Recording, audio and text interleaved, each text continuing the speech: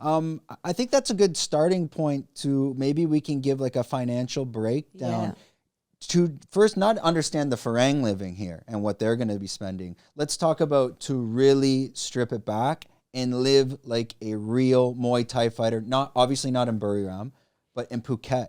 Would you be able to break down like what is your cost per day on food?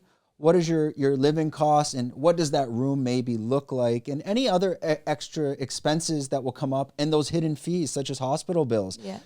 I mean, the other day I had a little infection I had to cut out of my foot. It was about 2,000 baht over at one of the clinics, but these little things pop up that you need to be aware of because I've lived in Asia for 12 years. It's very easy to budget until you get an unexpected bill. And that unexpected bill can be a dagger. Oh, yeah. So the question is more as a friend, as your friends of Thai fighters living in Phuket, could you walk us through their expenses and give us like a visual representation of what that might look like? So the average Thai person lives on like 10 to 15,000 baht a month. That's nothing. But they make it work, right? Like there are some people who are feeding families on that and stuff like that. So we're talking like $500 or less. Yeah, basically.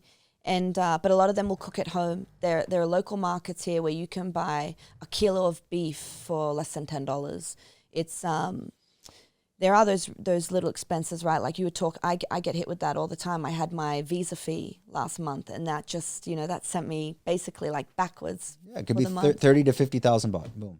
It's you just, if you can be realistic in the sense of, so you come here, an average day eating out, if you're eating at local Thai places, you can be spending 60 baht a meal. So maybe you're looking at like $10 a day on eating out. But also it depends on like, well, how much do you eat? If you're like a 6 foot, 110 kilo dude, you're going to be eating a lot more than what the Thai portion comes out as. But if you're like a small woman like myself, I can live off of that. What is 60 baht? Like what type of meal is that? So you'd get like rice always or noodles or something, and then you get a small portion of like meat and vegetables. But like a pad kaprao or something. But the portion of meat is quite small. So maybe you ask for extra meat, and maybe that's an extra $1.50 or so. So it's not that much.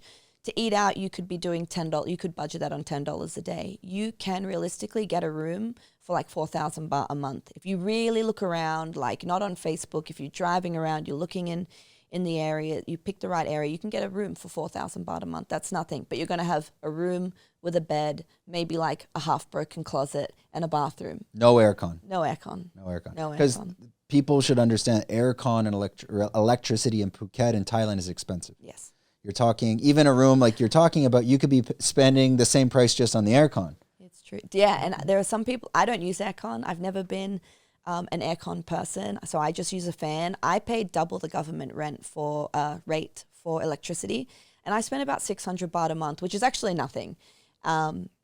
But I don't use, like I said, an aircon, as where when I lived in a place where the fan wasn't enough and I did need an aircon, sometimes that was like 2,000 baht a month added to my rent already.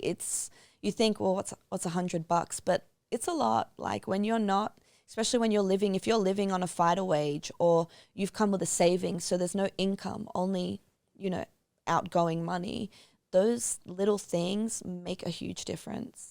So how, like people like yourself on these, this is the career, this is still, you're still kind of, progressing in your career and you're needing to live off fighter wages.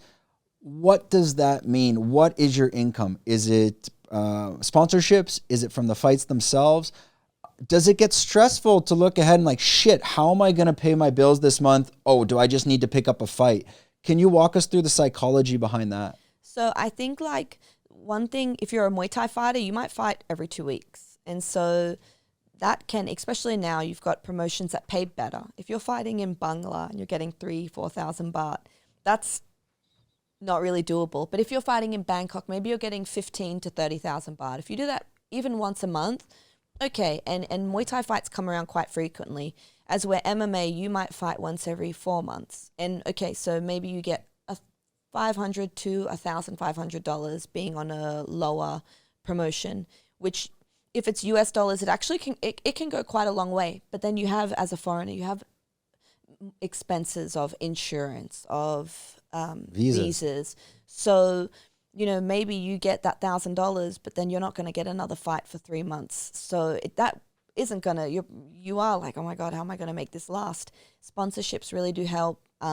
You know, now you can make heaps of money. You can make money on social media. Maybe you get like very multiple but small incomes, right? So maybe $100 here, $200 there, $50 there. I'm really fortunate to have supportive parents who do help me out in that.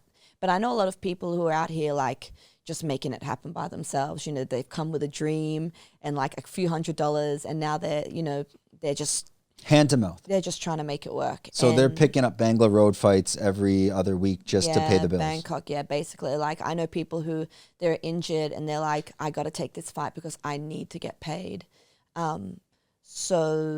And you know, there's a lot of Thais like that. Like they live on that fighter's income, and you know that's the thing. If you come out here and you do get injured, maybe you're out for 6 months. So like, what are you going to do then? It's risk and reward, right? Like maybe you come out here and everything happens right, and you get in the UFC or you get in one championship and it's all smooth sailing. But what's the chances of it always happening that easy, right?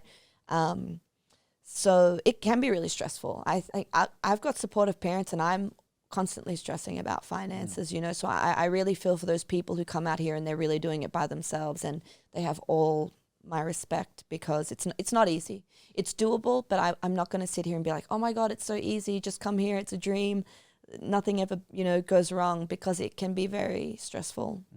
If you enjoyed this content, we're doing 5 clips like this a week. If you want to watch the full podcast, click here.